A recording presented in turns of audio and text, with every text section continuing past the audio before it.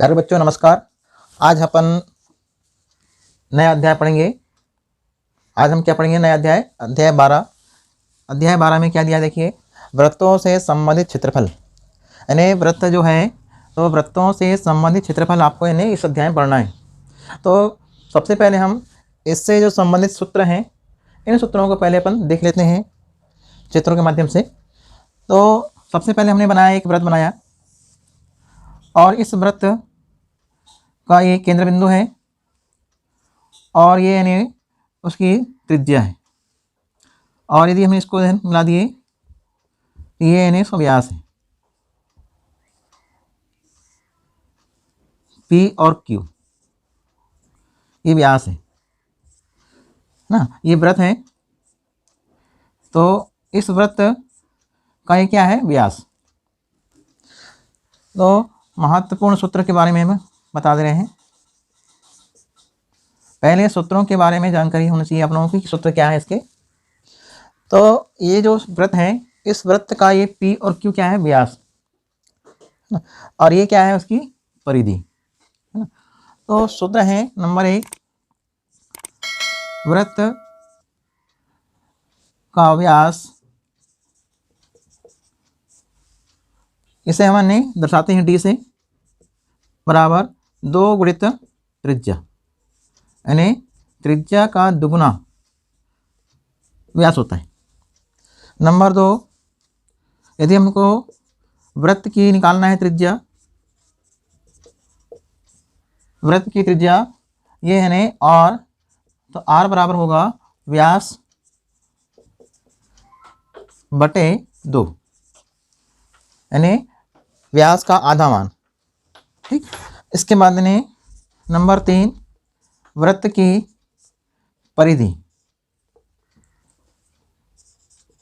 वृत्त की परिधि, इसका सूत्र होता है 2 पाई R। अब यदि मान लो या करके अपन लिखते हैं, यदि वृत्त की परिधि, यदि किसी प्रश्न में व्यास दिया हो और निकालना हो परिधि, तो इसका नहीं होता है पाई इंटू डी, ये भी सूत्र है। क्यों? डी का मान नहीं क्या होता है? 2R। 5वें नंबर में लिखेंगे वृत्त का क्षेत्रफल, वृत्त का क्षेत्रफल। तो वृत्त का क्षेत्रफल क्या होगा? पाई R पे वर्ग, ये आपको याद करना है ना। ये यानी आप यानी सिंपल जो वृत्त दिया हुआ है उस वृत्त के बारे में बता दिए। अब इस वृत्त के जो सूत्र हैं, इन सूत्रों से अपन ने जो प्रश्न वाले सवाल हैं वो अपन हल करेंगे। अब अन्य दूसरा हम चित्र बना रहे हैं त्रिज्या खंड, है ना। त्रिज्या खंड क्या होता है देखिए, यहाँ एक सूत्र और आप लिख सकते हैं, परिधि बटे व्यास बराबर होता है पाई। पाई का संकेत ऐसा है ये, तो पाई को हम क्या बोलेंगे? परिधि बटे व्यास। इसलिए यहाँ जो ये जो सूत्र बना है वृत्त की परिधि, वो यानी व्यास के में पाई का गुणा हो गया, पाई गुणित व्यास, है ना। ये भी यानी आपको हर स्थान में आता है। इस सूत्र को यानी याद कर लेना है। अब यानी अगले चित्र में आ रहे हैं। ये जो चित्र है ये यानी त्रिज्या खंड है, लेकिन ये जो चित्र है ये त्रिज्या खंड है, लेकिन इसके त्रिज्या खंड का नाम है लघु त्रिज्या खंड, लघु त्रिज्या खंड। और ये जो बाहर दिया हुआ है ये कहलाता है दीर्घ त्रिज्या खंड।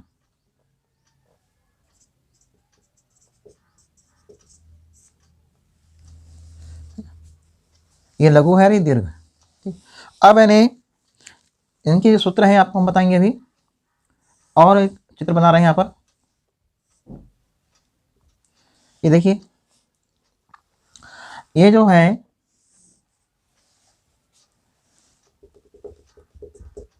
ये जो हिस्सा है ये यानी क्या है बताइए? ये है लघु वृत्तखंड, लघु वृत्तखंड। इसको इसको हम बोलते हैं लघु वृत्तखंड।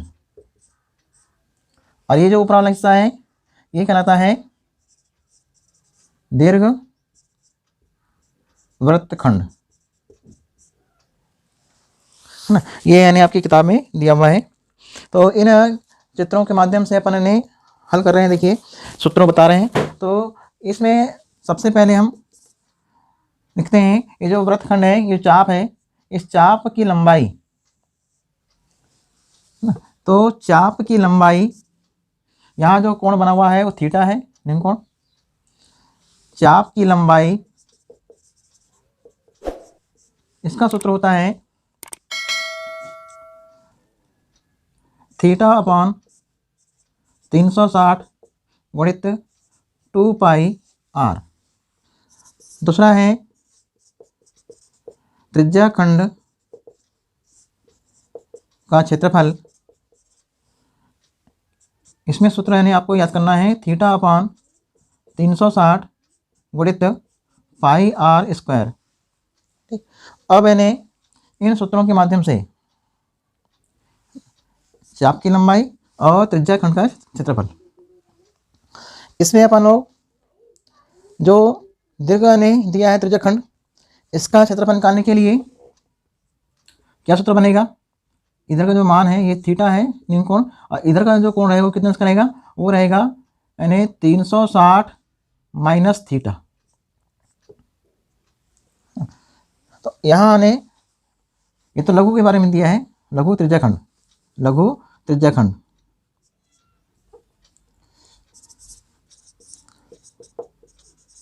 लघु त्रिज्या खंड का क्षेत्रफल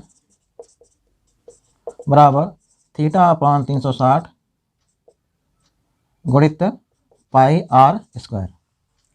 अब यानी दीर्घ यानी बड़ा दीर्घ त्रिज्या खंड का क्षेत्रफल, इसका सूत्र क्या बनेगा? ये होगा 360 माइनस थीटा बट्टे 360 गुणित पाई आर स्क्वायर। यानी दीर्घ के बारे में यदि आता है स्पेशली विशेष रूप से पूछता है दीर्घ, तो आपको नहीं ये थीटा के बदले में आपको लिखना है 360 माइनस थीटा और बटे में 360 गुणित पाई आर स्क्वायर। ये यानी आपका यानी सूत्र रहेगा। अब यानी यहाँ देखिए लघु वृत्तखंड का क्षेत्रफल निकालने आता है, तो आप यानी यहाँ से केंद्र बिंदु से इसको ऐसे मिलाएंगे तो ये क्या रहेगा? पूरा यानी त्रिज्या खंड कहलाएगा। ये पूरा हिस्सा यहाँ से ए बी जो है ना, यहाँ पर हमने सी डाल दिए। तो ये जो लघु यानी वृत्तखंड है वह कौन सा है? A B C. लेकिन त्रिज्या खंड यानी कहा जाए तो ओ से अपन यानी ओ ए बी जो पूरा है, ये पूरा भाग यानी त्रिज्या खंड कहलाएगा। तो त्रिज्या खंड के क्षेत्रफल निकालने के बाद हम ये जो बना हुआ त्रिभुज है, इस त्रिभुज के क्षेत्रफल को घटा देंगे तो वृत्तखंड का क्षेत्रफल ज्ञात हो जाएगा। ठीक, तो आपको यानी चित्रों से आपको हल करना है सवाल। तो त्रिज्या खंड के क्षेत्रफल से हम उस त्रिज्या खंड में जो बना हुआ त्रिभुज है, इस त्रिभुज का क्षेत्रफल घटा देंगे तो लघु वृत्तखंड का क्षेत्रफल ज्ञात होगा। ठीक, अब यानी हम एक बात बता रहे हैं आपको, यदि मान लो कोई विशेष रूप से जब तक आपको ना कहा जाए कि त्रिज्या खंड या चाप की लंबाई, है ना, तो लघु यानी तो लघु त्रिज्या खंड का क्षेत्रफल यानी लघु वृत्तखंड का क्षेत्रफल ही आपको ज्ञात करना है। जब यानी स्पेशल रूप से आपको यानी इबारती में या प्रश्न में आ गया दीर्घ नाम, तभी आपको दीर्घ त्रिज्या खंड का लगाना है आपको क्षेत्रफल, अन्यथा नहीं लगाना है। ठीक, तो अपन क्या करेंगे अपन लोग, ये पूरे सूत्रों को याद करना है। ये सूत्र जो है आप लोगों को परीक्षा में लिखने के लिए आता है, एक वाक्य में या एक शब्द में उत्तर लिखिए, उसमें प्रश्न पूछे जाते हैं। ठीक है ना। तो ये आपका यानी वृत्तों से संबंधित सूत्र है। अब हम क्या करेंगे, इस प्रश्न वाली जो है 12.1, तो 12.1 के अपन प्रश्न देखते हैं। उसमें पहला प्रश्न क्या दिया हुआ है, चलिए क्या लिखा देखिए प्रश्न में। दो वृत्तों की त्रिज्याएं क्रमशः 19 सेंटीमीटर और 9 सेंटीमीटर है। उस वृत्त की त्रिज्या ज्ञात करो जिसकी परिधि इन दोनों वृत्तों की परिधियों के योग के बराबर है। ठीक, आगे समझ में कि आप यानी इसको कैसा करेंगे, पहले लिखेंगे दिया है दो वृत्त है दिए हैं, अब इन दोनों वृत्तों की परिधि का योग तीसरे वाले वृत्त की परिधि के बराबर होता है। हल क्या दिया है कि आपके पास दो वृत्तों की त्रिज्याएं दी गई है, उन दो वृत्तों की त्रिज्याएं जो दी गई हैं तो उस वृत्त की त्रिज्या निकालना है जो इन दोनों वृत्तों के परिधियों के योग के बराबर होता है। मतलब है कि जो आपका है ये जो वृत्त है उस वृत्त की त्रिज्या है आपका जो वृत्त बनेगा ये वाला तीसरा वृत्त ये बड़ा बनेगा, है ना। तो इस वृत्त की त्रिज्या उस वृत्त की त्रिज्या निकालना है बड़े वृत्त की त्रिज्या। तो दिया है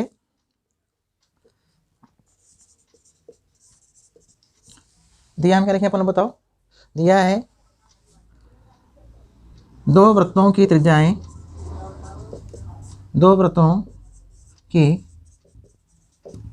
त्रिज्याएं, अब इनको अपन नाम देते हैं R1 और R2। दो वृत्तों की त्रिज्याएं क्रमशः R1 बराबर 19 सेंटीमीटर और R2 बराबर 9 सेंटीमीटर ये दिया हुआ है। ठीक, अब दिया हुआ है दो वृत्तों की त्रिज्याएं जिसमें अपन ने नाम दिया R1 R2। उस वृत्त की त्रिज्या निकालना है, यहाँ लिखेंगे बड़े वृत्त की त्रिज्या, हम इस त्रिज्या को लिख दिए R बराबर क्वेश्चन मार्क। अब लिखेंगे प्रश्नानुसार, प्रश्नानुसार क्या होगा, बड़े वृत्त की परिधि, बड़े वृत्त की परिधि ये क्या होगा, बड़े वृत्त की परिधि का मान बराबर होगा दोनों वृत्तों की परिधि का योग, दोनों वृत्तों की परिधियों का योग, दोनों वृत्तों की परिधियों का योग। अब सूत्रों के रूप में लिखा जाए तो लिखेंगे यहाँ पर 2 पाई R1 धन 2 पाई R2 और यहाँ रहेगा 2 पाई R। ठीक है ना। यहाँ पर देखिए 2 पाई R1 और 2 पाई R2, यहाँ से 2 पाई निकालो, उभयनिष्ठ निकाल लो। यहाँ बड़े वृत्त की जो परिधि है वो 2 पाई R है, तो यहाँ से ये बाहर आ गया 2 पाई और यहाँ अपन लिखेंगे R1 धन R2 ऐसा। ये अब इनमें रखो आप मान, जैसे दोनों तरफ 2 पाई लिखा हुआ है, दोनों तरफ के 2 पाई आपस में कट जाएंगे। तो यहाँ बचेगा R बराबर, R क्या है, R है उस वृत्त की त्रिज्या, उस वृत्त की त्रिज्या ज्ञात करो जिसकी परिधियाँ इन दोनों वृत्तों की परिधियों के योग के बराबर है। हमने ये लिख दिया प्रश्न के अनुसार कि हमने जो उस वृत्त की निकालना है त्रिज्या, उस वृत्त को हमने मान लिया बड़ा, तो बड़े वृत्त की परिधि बराबर दोनों वृत्तों की परिधि का योग। ये सूत्र के अनुसार हमने इसको जमा दिया और R बराबर हमने लिखा R1 धन R2। R1 का मान कितना है 19 और R2 का मान है 9, दोनों को आप जोड़ेंगे तो 19 और ये 9 तो 18 28 सेंटीमीटर, 28 सेंटीमीटर। तो ये आंसर में लिखूंगे, आंसर में उस वृत्त की त्रिज्या, उस वृत्त की त्रिज्या R बराबर 28 सेंटीमीटर। देखिए ये प्रश्न ऐसा बनता है कि आपको प्रश्न के आधार पर, प्रश्न जो अपन पढ़े कि दो वृत्तों की त्रिज्याएं क्रमशः दी हुई है, उस वृत्त की त्रिज्या ज्ञात करना है जिसकी परिधि का मान उन दोनों वृत्तों की परिधियों के योग के बराबर होता है। ये आपका प्रश्न था पहला, ये हल हो गया। ठीक है, समझ में आ गया। अब दूसरा प्रश्न देखिए इसके बाद, चलिए देखिए ये जो प्रश्न नंबर 2 है, ये प्रश्न नंबर 2 भी वैसे ही है सेम, पहला प्रश्न बनाए थे, तो पहले प्रश्न के जैसे ही प्रश्न नंबर 2 है, फर्क कितना है, उसमें बोला था परिधि, यहाँ बोला है क्षेत्रफल, बस बाकी सेम ऐसे बनेगा। देखिए क्या दिया हुआ है प्रश्न में, 2 वृत्तों की त्रिज्याएं क्रमशः 8 सेंटीमीटर और 6 सेंटीमीटर है। उस वृत्त की त्रिज्या ज्ञात करो जिसका क्षेत्रफल इन दोनों वृत्तों के क्षेत्रफल के योग के बराबर होता है। यानी बताइए कि इसके पहले वाले प्रश्न में क्या लिखा था, सेम यही परिभाषा है ना, यही यानी प्रश्न था, लेकिन उसमें क्षेत्रफल के स्थान पर लिखा था परिधि, और यहाँ पर जो त्रिज्या है वो अलग थी, यहाँ 8 और 6 है, वहाँ पर 19 और 9, फर्क कितना है, यहाँ लिखेंगे हल। यानी इस प्रश्न को भी सेम ऐसे बनाएंगे, लेकिन परिधि के स्थान पर हम लिखेंगे क्षेत्रफल, बस आप यानी तो यहाँ लिखेंगे दिया है 2 वृत्तों की त्रिज्याएं क्रमशः क्या दिया हुआ है, R1 बराबर 8 सेंटीमीटर और R2 बराबर 6 सेंटीमीटर है, ये दिया हुआ है, ठीक है ना। 2 वृत्तों की त्रिज्याएं दी गई है। अब क्या करेंगे बताओ, आपको ने इन दोनों वृत्तों की त्रिज्याएं जो दी गई हैं, तो आपको उस वृत्त का निकालना है त्रिज्या जो इन दोनों वृत्तों के क्षेत्रफल के योग के बराबर होता है। यानी मतलब है कि ये जो जिस वृत्त की निकालना है त्रिज्या, वह वृत्त नहीं कैसा रहेगा, बड़ा। तो यहाँ अपन कहते हैं बड़े वृत्त की त्रिज्या, बड़े वृत्त की, इस बड़े वृत्त की त्रिज्या को अपन दर्शाते हैं R से। हाँ, इनको अपन दर्शाए R1 R2, ये अपन R लिख दिया। अब यानी प्रश्न के अनुसार, यानी प्रश्नानुसार, प्रश्न में जो लिखा है जो कथन, तो प्रश्नानुसार बड़े वृत्त का क्षेत्रफल का मान उन दोनों वृत्तों के क्षेत्रफल के योग के बराबर होगा। तो हम लिखेंगे दिया है, यानी प्रश्नानुसार बड़े वृत्त का क्षेत्रफल, बड़े वृत्त का क्षेत्रफल का मान किसके तुल्य होगा, बताओ, बड़े वृत्त का क्षेत्रफल का मान किसके तुल्य होगा, वो दोनों छोटे वृत्तों के क्षेत्रफल के योग। तो यहाँ लिखेंगे दोनों वृत्तों के क्षेत्रफलों का योग, योग यानी जोड़ना है ना, दोनों वृत्तों के क्षेत्रफलों के योग के बराबर होगा ये बड़े वृत्त का क्षेत्रफल। चलिए इनका सूत्र के अनुसार इनको जमा के लिखने, इसका सूत्र क्या रहेगा, पाई R वर्ग, और यहाँ क्या रहेगा, दोनों वृत्तों के क्षेत्रफल, तो यहाँ लिखेंगे अपन लोग पाई R1 पे वर्ग धन पाई R2 पे वर्ग। देखिए अपने यहाँ पर दोनों जो वृत्त हैं छोटे वाले, उनकी त्रिज्याओं को अपन ने R1 और R2 दर्शाए हैं, R1 और R2 दर्शाए हैं, तो अपन ने R1 का मान मालूम है, R2 का मान मालूम है, R का मान नहीं मालूम। अब क्या करेंगे अपन लोग, हम क्या करेंगे बताओ, हम पाई निकालेंगे उभयनिष्ठ, तो यहाँ बचेगा R1 पे वर्ग धन R2 पे वर्ग, और यहाँ रहेगा पाई R पे वर्ग। अब देखिए दोनों तरफ पाई, यानी दाएं तरफ भी पाई है, बाएं तरफ भी, तो पाई से पाई हो जाएगा कैंसिल, तो R पे वर्ग बराबर क्या बचा है, R1 पे वर्ग धन R2 पे वर्ग। R1 का मान कितना है 8, 8 पे वर्ग धन R2 6, 6 पे वर्ग, बताइए कितना होगा, R पे वर्ग बराबर 8 पे वर्ग कितना होता है, 8 8 64, 6 का कितना होता है वर्ग, 6 6 36। अब इन्हें दोनों को जोड़ दीजिए, कितना उत्तर आएगा, 100 आएगा। R पे वर्ग बराबर 100 आया, 100 किसका होता है, 10 का वर्ग होता है, तो 10 पे वर्ग और यहाँ R पे वर्ग, इस वर्ग से वर्ग कट गया, तो R बराबर कितना आया, 10 सेंटीमीटर। तो ये आंसर आ गया, उस वृत्त की त्रिज्या, उस वृत्त की त्रिज्या बराबर 10 सेंटीमीटर, ये आंसर है। प्रश्न नंबर 2, यानी प्रश्न नंबर 1 और प्रश्न नंबर 2 बहुत ही सिंपल थे, बहुत ही आसान है बनाना, आपने समझ में आ गया होगा कि उसमें दिया था परिधियाँ और इसमें दिया है क्षेत्रफल। तो क्षेत्रफल के सूत्र से अपन ने निकाल लिया R का मान, तो ये प्रश्न आपका है नहीं, दोनों इंपॉर्टेंट प्रश्न है, 3 नंबर 2 नंबर में आ सकते हैं। तो समझ में आ गया होगा, ठीक है ना। तो अब अगले प्रश्न हम कल देखेंगे। Thank you.